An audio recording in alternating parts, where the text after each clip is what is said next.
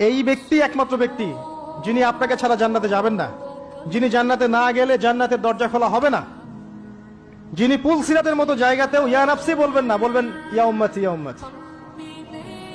তিনি একমাত্র ব্যক্তি যাকে কবরে দেখানো হবে আপনাকে আমাকে। তিনি একমাত্র ব্যক্তি যিনি অঝর নয়নে আমার জন্য কেঁদেছেন রাতের বেলা আল্লাহর কাছে, যিনি হাউজে কাউসারে থাকবেন আমাদের জন্য যাতে আমরা পানি পান করতে পারি। এই ব্যক্তিকে গালি দেয়া হয়, এই ব্যক্তিকে তার চরিত্র নিয়ে কথা বলা হয়, এই ব্যক্তিকে নিয়ে কত কিছু করা হয়। আল্লাহ পাক তাদেরকে হেদায়েত নসিব করুন।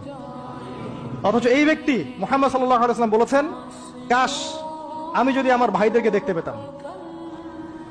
সাহাবীরা বলতেন, ইয়া রাসূলুল্লাহ আমরা কি আপনার ভাই নই? নবীজি বলতেন সাল্লাল্লাহু আলাইহি ওয়াসাল্লাম, তোমরা আমার সাহাবী, আমার ভাই তারা যারা আমার পরে তোমাদের পরে আসবে, যারা আমাকে না দেখে ঈমান নিয়ে আসবে।